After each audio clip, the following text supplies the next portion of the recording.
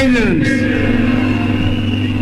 I am very delighted and I stand before you here today, a proud son of Kenya, a liberation fighter and a servant of the people for the last 50 years.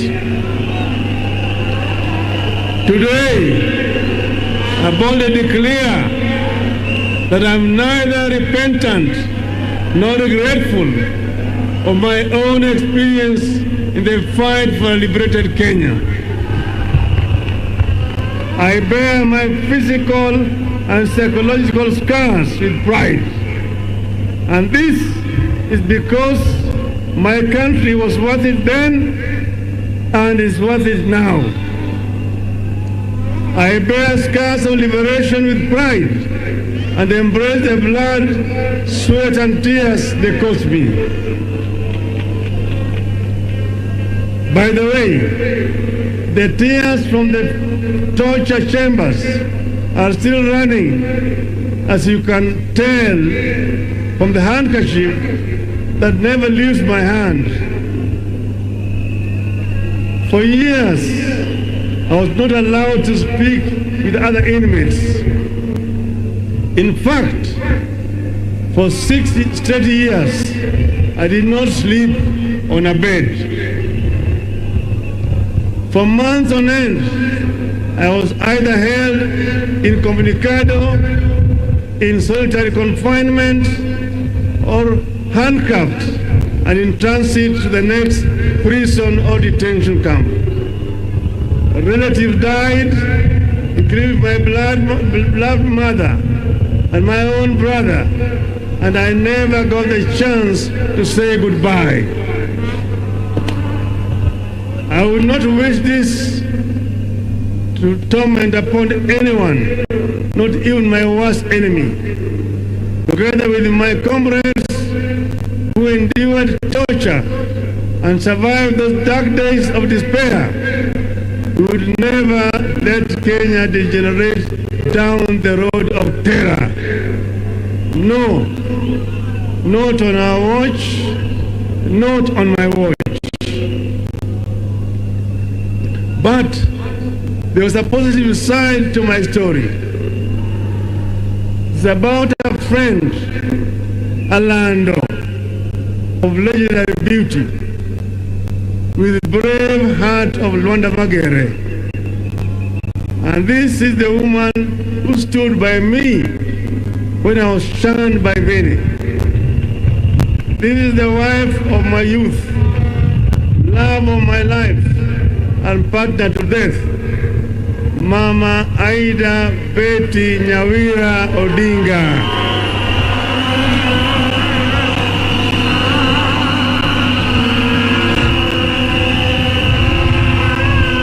In those hard times of long and uncertain incarceration, if I was not reading the Holy Bible, I found deep solace in Mama Aida's love and support. She became a constant guest of the police cells through constant arrest and harassment. I can't thank her enough. Thank you, darling. Fellow citizens, what makes a great nation is not the men it produces, but the men it honors. That is why I would be remiss if I do not pay homage to those that gave us the sacred license to stand tall, to speak free, and to think big on this very day. And here I'm talking about my comrades in arms, both alive and those who have fallen. I pay homage to those who have gone before us, the fallen heroes of the second liberation. These include Kenneth Nyindo Matiba and Charles Robia. Many do not recall that I was detained at Community Maximum Prison on the same day with two compatriots, on the 5th of July 1990 for demanding multipartyism. Other fallen compatriots include George Anyona, Jean Maria Sirone, Martin Shikuku, Mukaru Nganga, Okio Kombaka, and Wangari Maathai. I also pay homage to all the audacious martyrs who, for the sake of the people, chose constant crucifixion over relative comfort of conceding to repression. I hold the deepest respect to living icons like Mukami wa Kimathi, the wife of Dedan Kimathi. They called her the Wasp because, like Kimathi, her husband, Mukami was a fearless fighter who mobilized daring bands of women in complex undercover Mau operations. I salute her.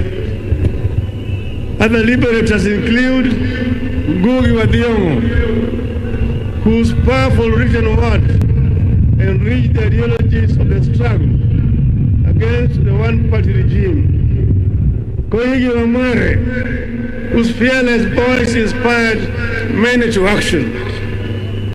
I remember Dr. Odinga, the fearless chair of the Devolution Committee at the Bomas Conference, who was brutally assassinated, and Dr. William Mutunga, who distinguished himself as a selfless champion of social justice and comrades in the detention chambers. We also had Katama Mukangi, Kaimoji Wachira, Alamin Mazrui, all those colleagues who were with us at that time. In the course of this struggle, there have been ups and downs, advances and retreats, but we have never lost our direction. At this point, I must pay homage to my brother, His Excellency, President Uhuru Muigai Kenyatta, for the foresight and sense of patriotism in initiating the dialogue that led to the handshake. It takes a seasoned statesman to shake the hand of his rival.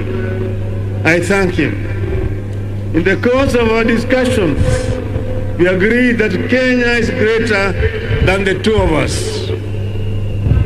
We agreed that despite years of effort, Project Kenya has not quite taken the way of how our fathers envisaged. Where our founders envisaged unity, we have been held back by divisions, tribe against tribe, region against region, men against women, leader against leader. As if these divisions have not been costly enough, there are still massive efforts by other people to divide us further, as rich and poor, young and old. We agreed that where our fathers dreamed of plenty within our borders, poverty has taken deep roots in our land. We agreed that we must deal a deadly blow to corruption before it brings down our country. We resolved to work together to unite our people in order to realize the Kenyan dream as coined by our founding fathers. Justice is our shield and defender. May we dwell in unity, peace and liberty, plenty be found within our borders. That is the foundation of the Azimio la Umoja. I must add here that with this reconciliation, I ask for nothing and I will never ask for anything except the opportunity to serve.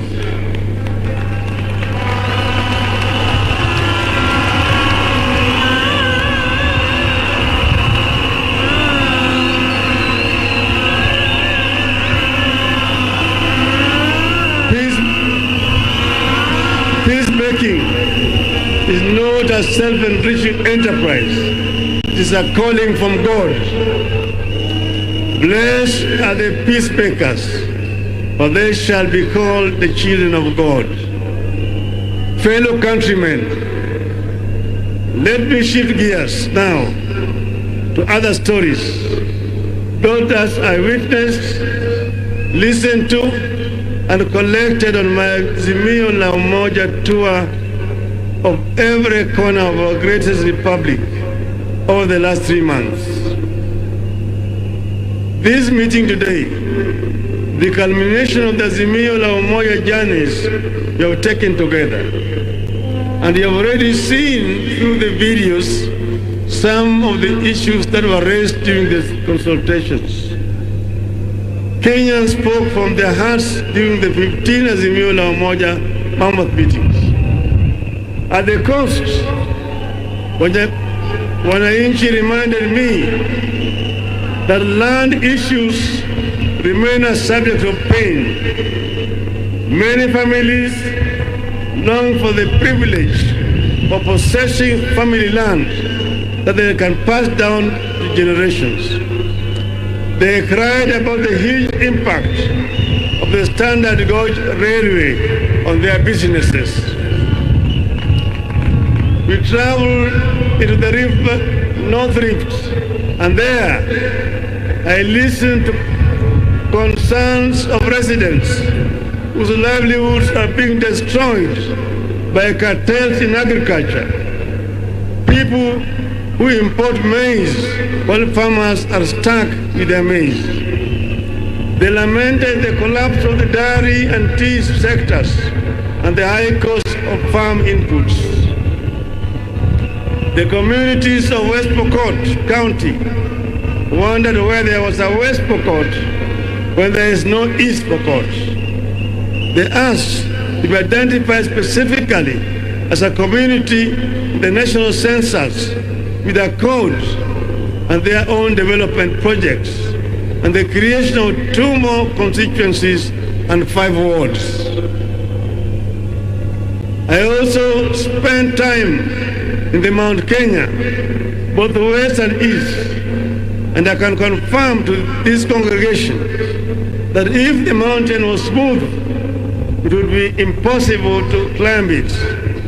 The mountain has to be bumpy for you to scale it. On this, I'm happy to note that I've reached very close to the peak. I've seen the Batian and the Lenana peaks, and the people have promised that we shall walk together to the promised land yonder, if I prove that I understand and shall address their concerns. Residents express concerns about the equitable distribution of development resources within the region and the proportional representation. They summarize it in the one call: 1 man, 1 shilling, 1 vote. And they want to earn more from their tea, coffee, paratram, vegetables, potatoes, rice, and dairy. Nyanza complained about non-functioning and collapsed cotton, sugarcane, fishing, tobacco, tea, and soapstone industries, and the denial of economic opportunities for the region. In Turkana, the continuing challenge of general insecurity, poverty, drought, and famine were raised repeatedly.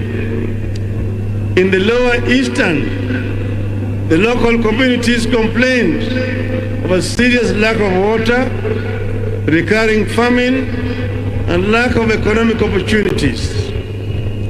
Northern Kenya felt profoundly let down by Nairobi. Their children are being denied identity cards by their own country.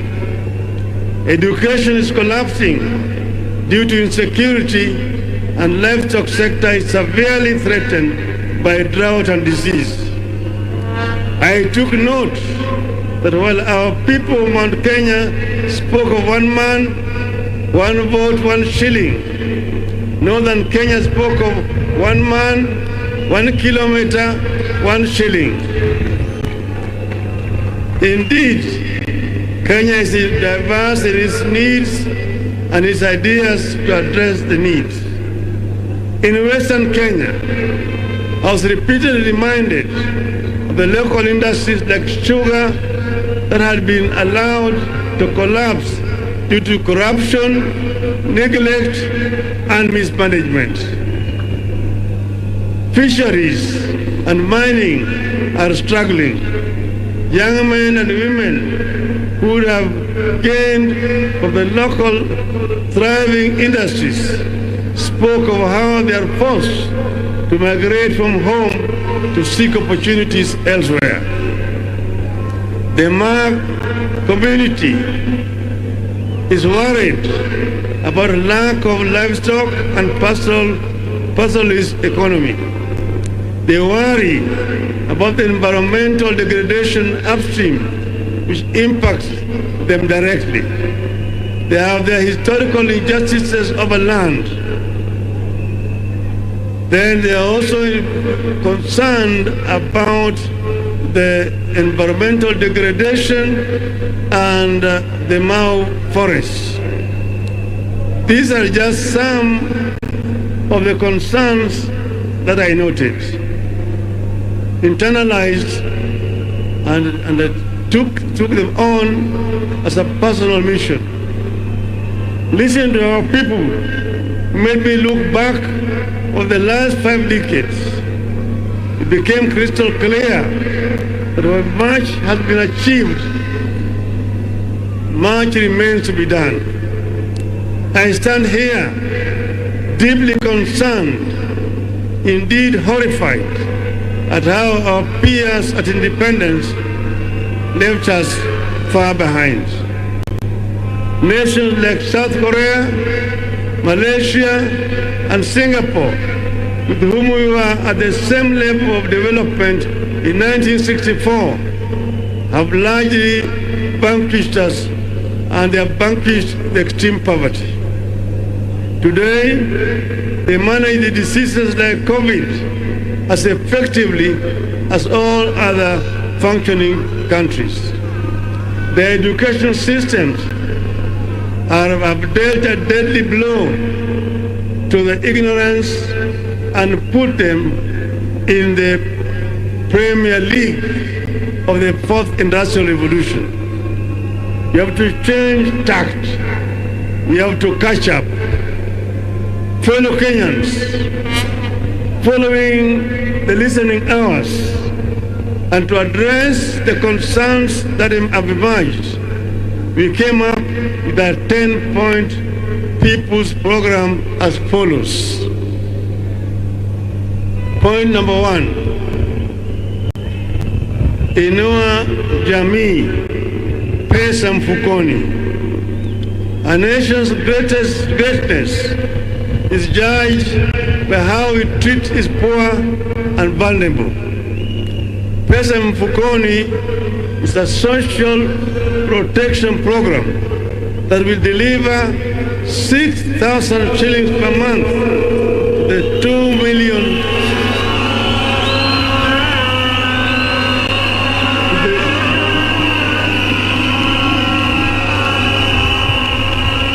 2 million of the country's most needy families. How much is that?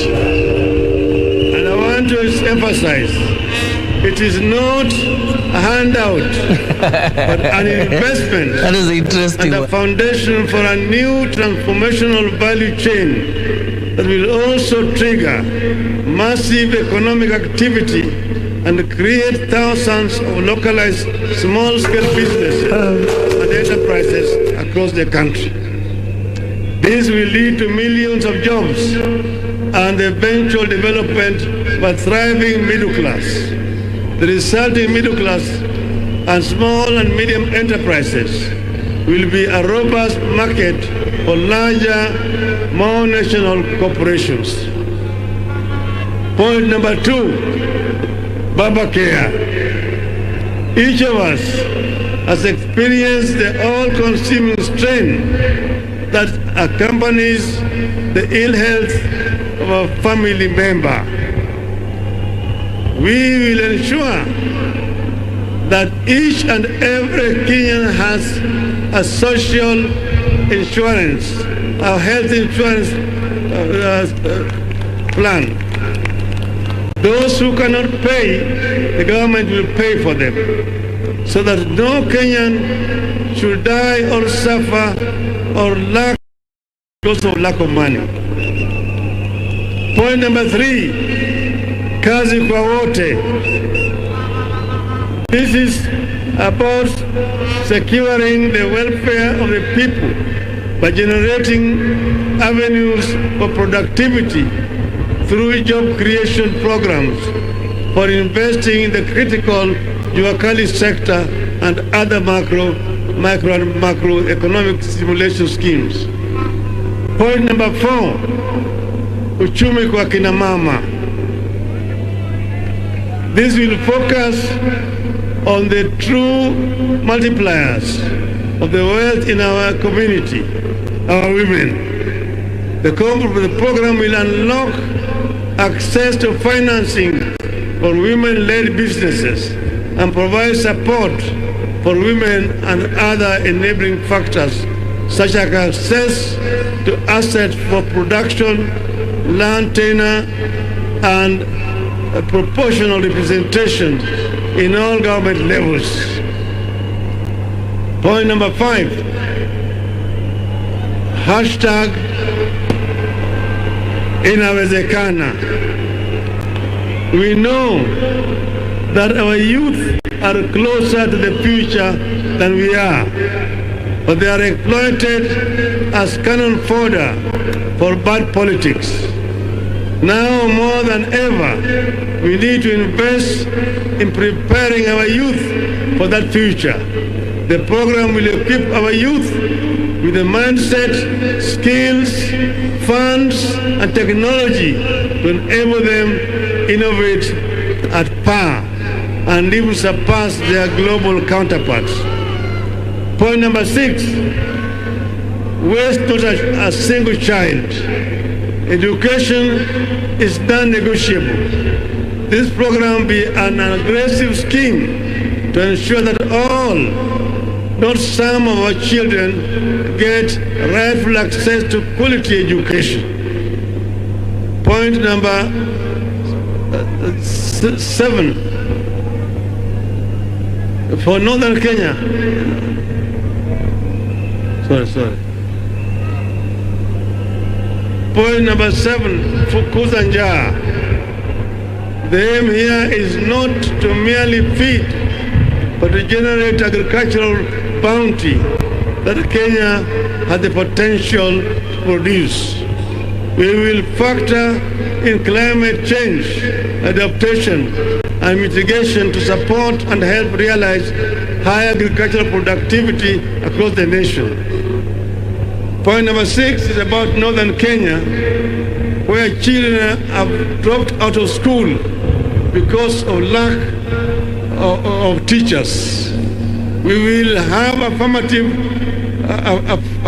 action program to ensure that teachers are admitted at lower rates so that we can have sufficient teachers to teach in schools in Northern Kenya.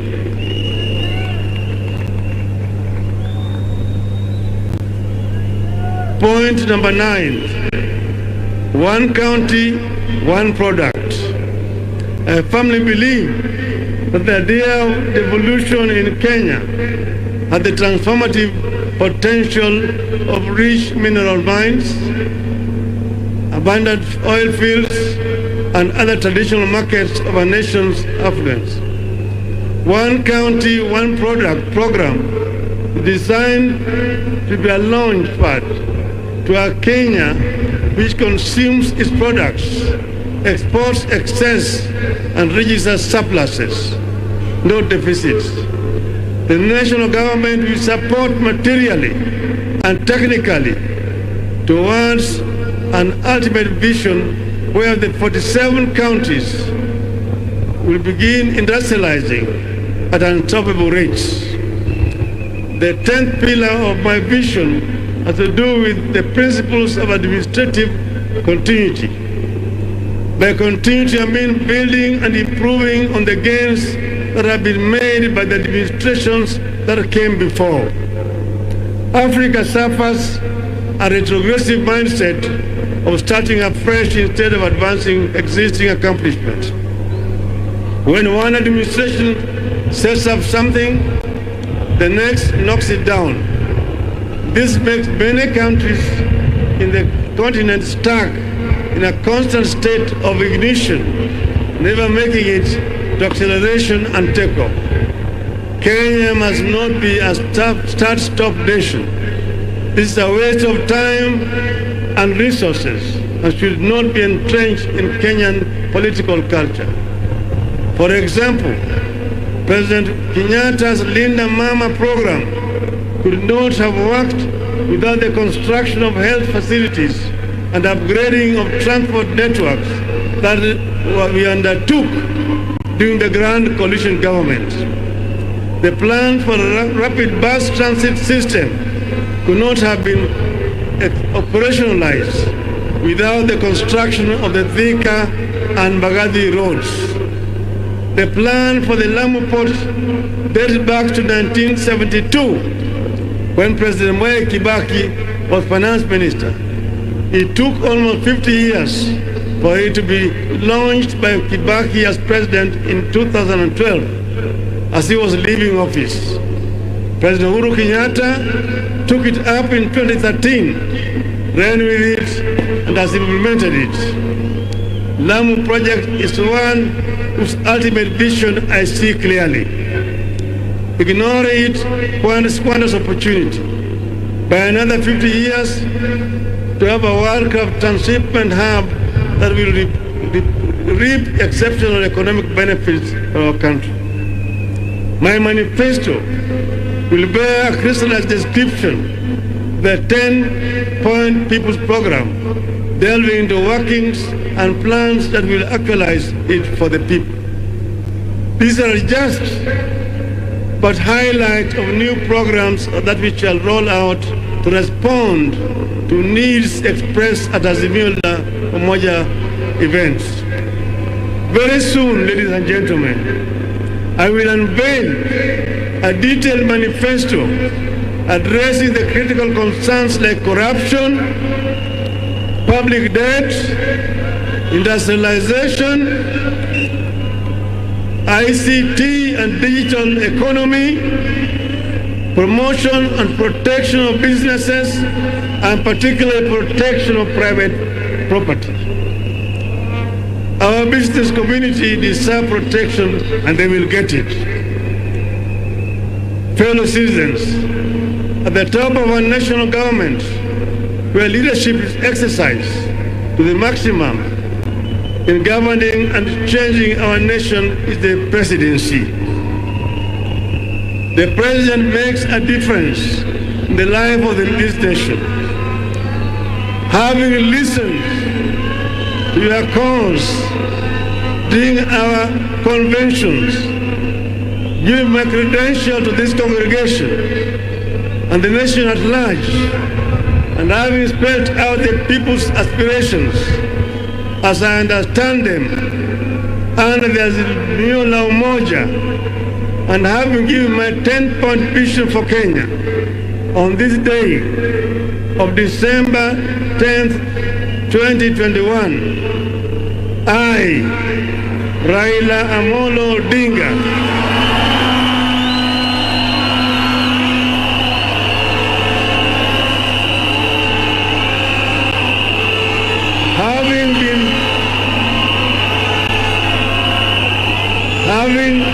Having been faithful and committed to building a national, democratic and progressive Kenya in our lifetime, having worked for many patriotic Kenyans to achieve this goal, I do hereby accept to present myself as a presidential candidate at the presidential elections on the 9th of August 2022, following the request and unanimous decision by Raila Umoja.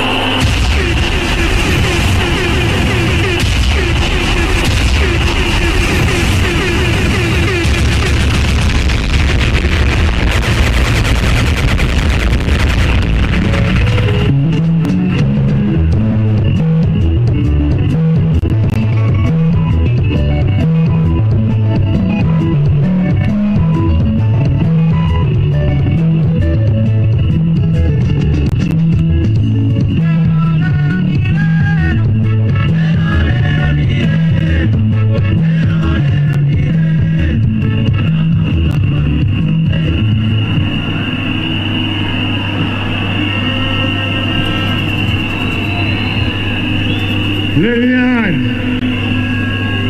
I'm not running for the president to oppose anyone, but to propose better policies.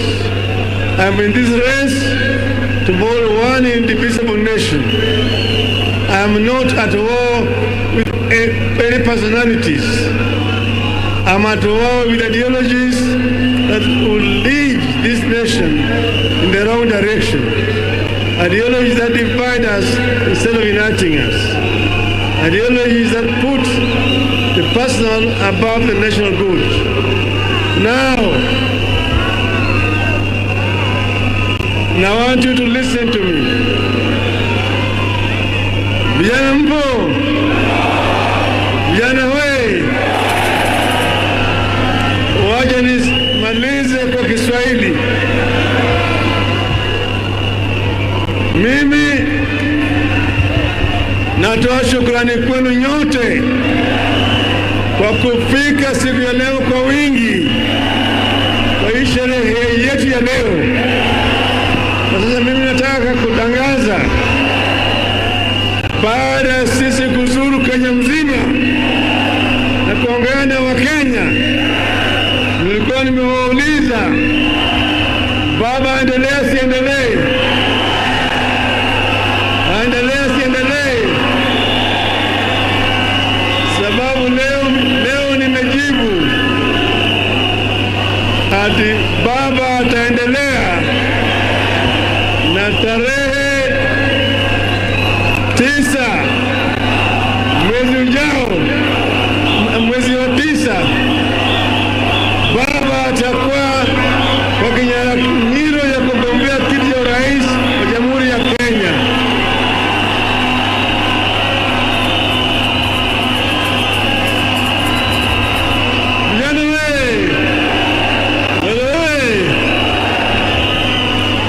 Lakini vile vile mimi nasema, baada ya kuzunguka kila mahali, tulikubaliana na ndugu yangu Uhuru Kenyatta tutaleta Wakenya pamoja, na kuna vitu vitano. Moja naitwa utu,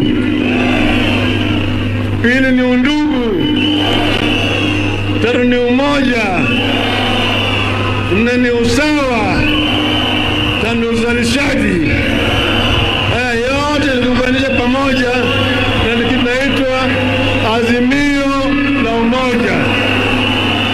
Kwa hivyo nataka lend my ears. Ngojeni kidogo vijana.